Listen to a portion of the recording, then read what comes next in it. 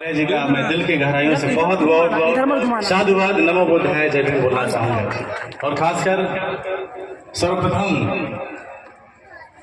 तमाम गुरुओं महापुरुषों को मैं एक साथ नमन करता हूं। मंच पर हमारे भिक्षु संघ के जितने भी महारथी हैं इनको मैं नमन करता हूं, वंदना भी बोलता हूं। और जो समाज के शुभचिंतक हैं, समाज के बड़े बड़े पुरोधा हैं जो दिन रात समाज की चिंता करते हैं, उनको मेरा दिल से नमन है।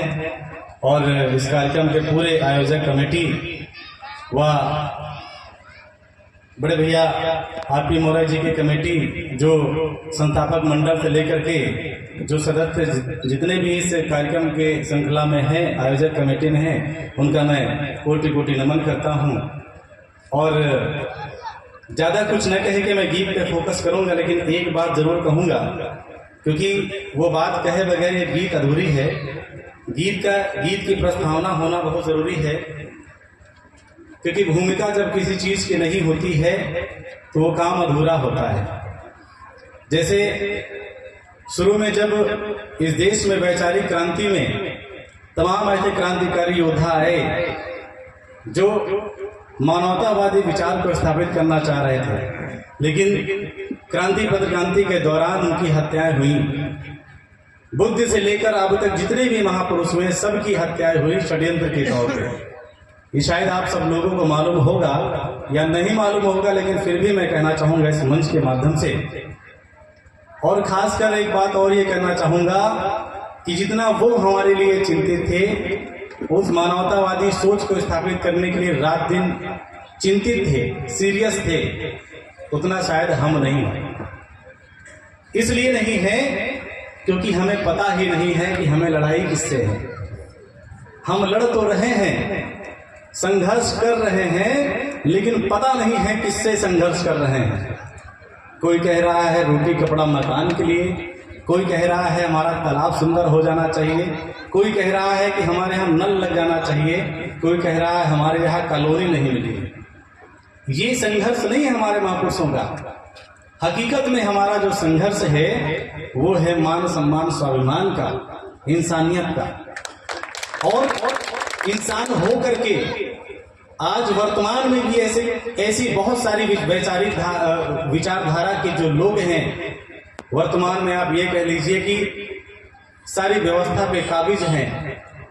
वो लोग कभी नहीं चाहते कि समतावादी सोच रखने वाले लोग या जो मानने वाले गुरुओं के लोग ये कभी मानवतावादी जिंदगी दिए। आप देख लीजिए दिन का दिन ग्राफ घटता जा रहा है। जितनी बड़ी जागृति महापुरुषों के द्वारा आप तक हो रही है, उससे कहीं ज्यादा दुर्गति भी हो रही है। इसका मूल कारण मैं आपको बताना चाहूंगा, क्योंकि हम जो महापुरुषों ने एक लकीर खींची दुश्मनी की। याद रखिएगा, जब कोई संगठन बनता है तो उसका एक उद्देश्य क्लियर होता है, एक आधार क्लियर होता है, तभी सबसे मजबूत सबसे विशाल संगठन कहलाया जाता है। संगठन तो हम बना लिए, लेकिन उसका आधार भूल गए। याद रखिए, जितनी मजबूत दुश्मनी होती है उतना ही मजबूत पूरी दुनिया में संगठन होता है। अभी आपके गांव में मैं दुख के साथ ये कहना चाहूंगा, अभी अगर ये जगराता होता, देवी भवानी का पंडाल होता, काली भूरी महारानी का पंडाल होता, तो खचाखच ये मैदान भरा होता। और हमारे पुरखों की विरासत की बात हम करने के लिए इकट्ठा हुए हैं। अफसोस के साथ कहना पड़ रहा है, बदायूं की धरती पे लोग सीरियस नहीं है। केवल 2 वीरांगनाएं आई हैं, जरा सोच लीजिए। और महिलाओं की कुर्सियों पे पुरुष बैठे हैं, जरा सोच लीजिए।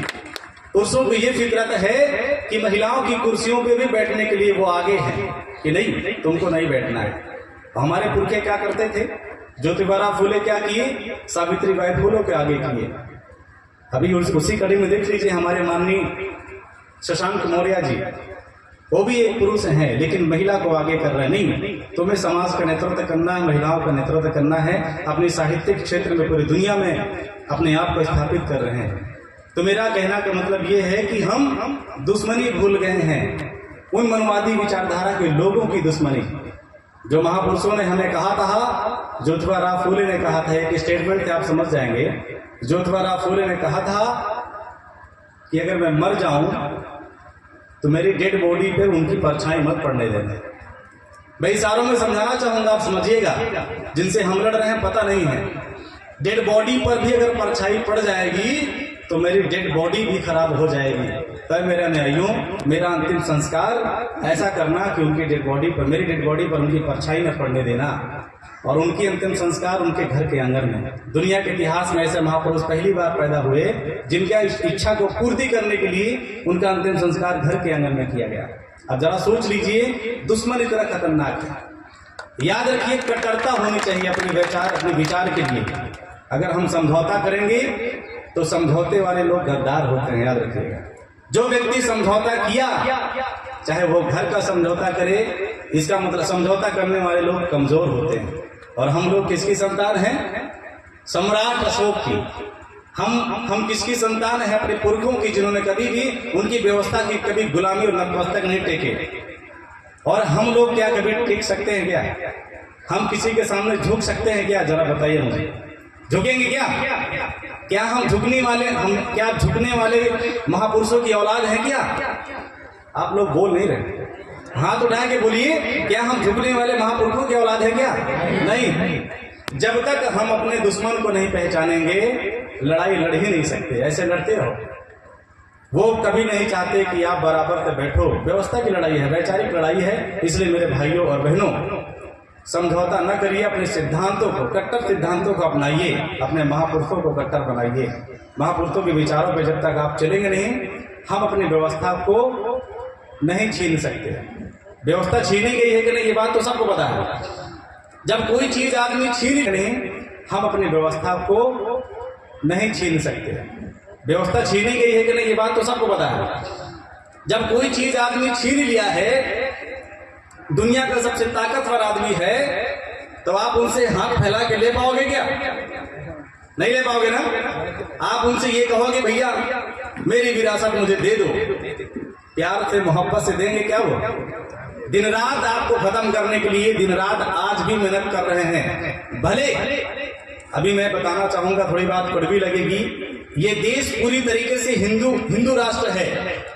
संविधान कहता है कि सबका राष्ट्र है, सभी राष्ट्रों का देश है, लेकिन फिर भी वो परेशान है, गुमराह कर रहा है कि हम हिंदू राष्ट्र बनाएंगे। बाकी के कहां फेंक दिए जाएंगे? हर व्यवस्था पे उन लोगों का कब्जा है, हर व्यवस्था पे उन लोग आगे हैं, लेकिन फिर भी हिंदू की बात हो रही है, कभी मानव की बात नहीं हो रही है। तो इसका मतलब ये है कि अभी हम लोग भटके हुए हैं। हमको अपनी विरासत को पहचानना होगा। जब पहचानेंगे तभी एक दिशा क्लियर होगी।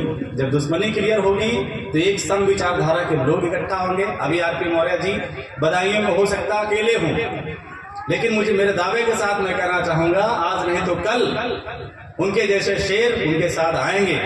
गद्दार कभी नहीं आएंगे, क्योंकि गद्दार समझौता करते हैं। जो शेर होते हैं, जो मर्द होते हैं, वो लड़ने की बात करते हैं। जो मर्द होते हैं लड़ने की बात करते हैं। और जो उदाहरण और बोलता हूँ, जो जिंदे होते हैं उन्हें हलचल होती है। मुर्दे तो ज्यों का त्यों पड़े रहते हैं, चाहे बीन बजाओ चाहे हारमोनियम बजाओ, कभी हिलेंगे नहीं। तो अगर कुछ गलतियां भी हो जाएं हमसे, तो आप पर्सनली आके डिस्कस करें, संवाद करें। हम आपस में जब मिलेंगे नहीं तो एक दूसरे के बारे में गहराइयों को नहीं समझेंगे कि हम चाहते क्या हैं। ये लड़ाई हम सब की है, तो हमें समाधान भी हम सब मिलकर इकट्ठा करना होगा। और जब हम जानते हैं कि देश में अभी तक की व्यवस्था में हम लोग चले आ रहे हैं, कुछ मिला नहीं, तो अपना विचार, आचार, संस्कार और व्यवहार चेंज करना होगा। जो हमारे पुरखों ने दी है उसको अपनाना होगा, उनसे पूरी तरीके से दूरियां बनानी है। अगर हम उन्हीं के खेमे में रह के अपनी सुरक्षा की बात करेंगे, अर्थात दुश्मन के खेमे में रहकर अगर अपनी सुरक्षा की बात करेंगे, तो कहीं ना कहीं हम अपने आप को मूर्ख साबित करेंगे। जो व्यक्ति दुश्मनी भूल जाता है वो आदमी मिशनरी नहीं होता है। तो मैं ज्यादा भाषण ना दे करके, क्योंकि हो सकता है मेरी बातें आपको हो सकता है थोड़ा सा बुरी लगे, लेकिन ये सच्चाई है। सच्चाई है कि नहीं? हाथ उठाइए जरा, क्योंकि ये सच्चाई ऐसी है। सच बोलना आज की डेट में गुनाह हो गया है।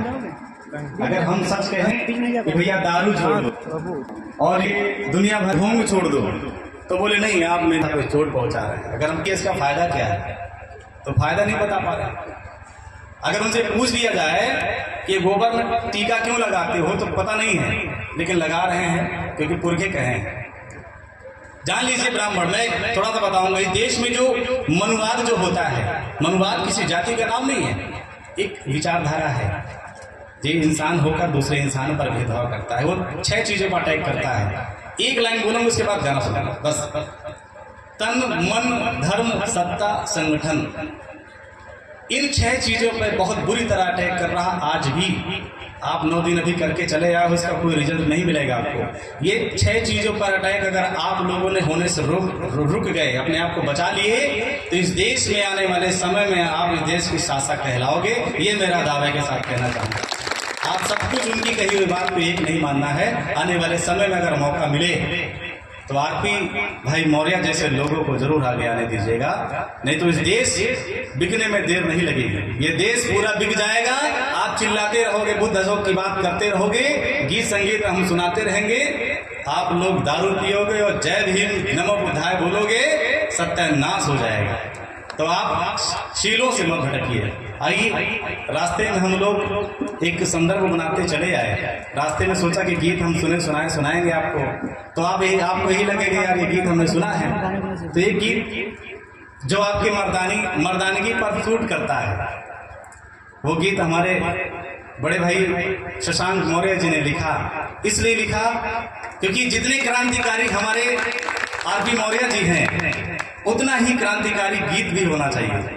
ये पहली प्रस्तुति मेरी है, जो गीत के माध्यम से आप गौर कीजिएगा शब्दों की गहराइयों को, यही हमें आगे तक ले जाएगा।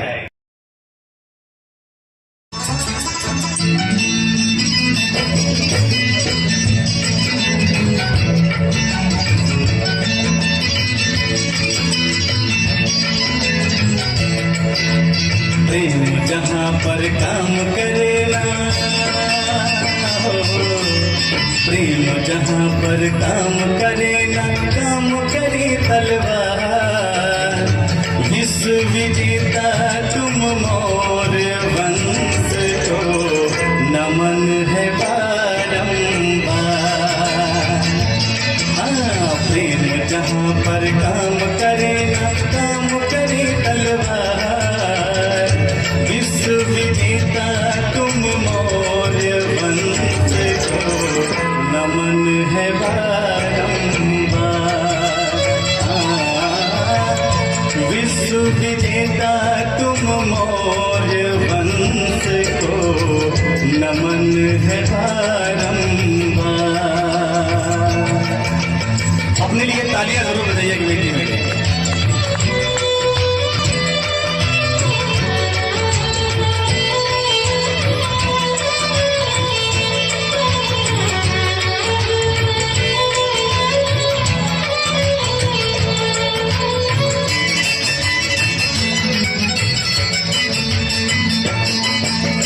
दुनिया के कोने कोने में बौद्ध धर्म फैला।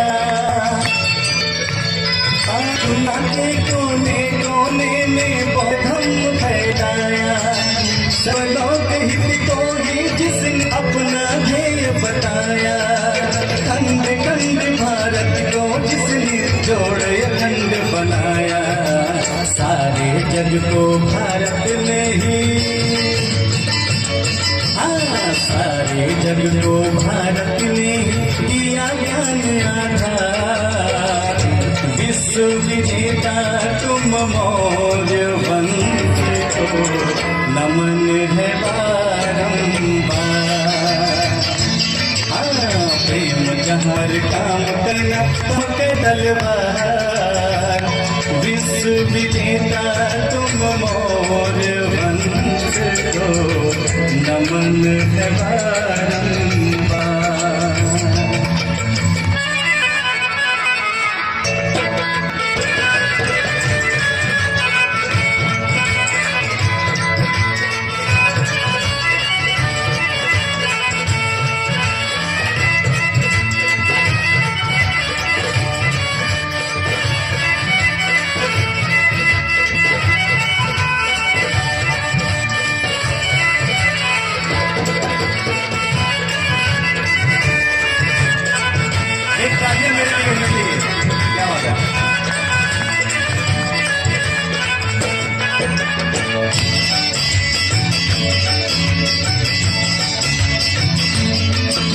क्षमा अहिंसा उसे शोभती जिन पाँवों में बल हो। क्षमा अहिंसा उसे शोभती जिन पाँवों में बल हो। मानव हित है निहित उसी में जिसका मार्ग सरल हो। जीत उसी की होगी जिसका दृढ़ विश्वास अटल हो। जिसके आगे नतमस्तक है, क्या बात है, हाँ, जिसके आगे नतमस्तक है ये सारा संसार। विश्व विजेता तुम मौर्य वंश को नमन है बारंबार। हाँ, प्रेम जहाँ पर काम करे न काम करे तलवार। विश्व विजेता तुम मौर्य वंश को सत्य सत्य है प्रणाम।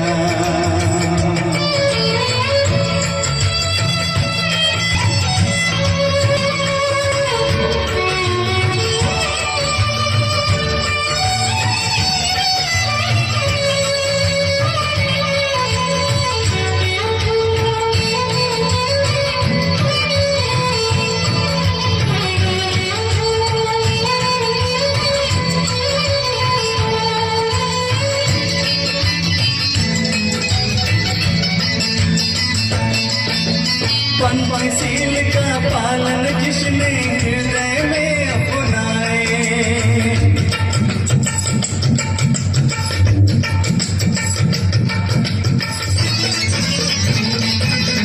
पंचशील का पालन जिसने हृदय में अपनाए।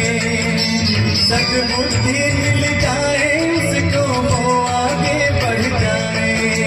कपट कर्म पाखंड झूठ से वो प्राणी बच जाए। ऐसा शील विचार जगत में, हाँ, ऐसा शील विचार जगत में किया प्रचार प्रसार। विश्व विजेता तुम मौर्य वंश को नमन है बारंबार।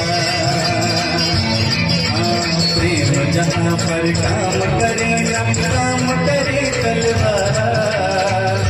विश्व विजेता तुम मौर्य वंश को नमन है बारंबार। विश्व विजेता तुम मौर्य वंश को नमन है बारंबार। विश्व विजेता तुम मौर्य वंश को नमन है बारंबार। बहुत बहुत साथियों को नमन।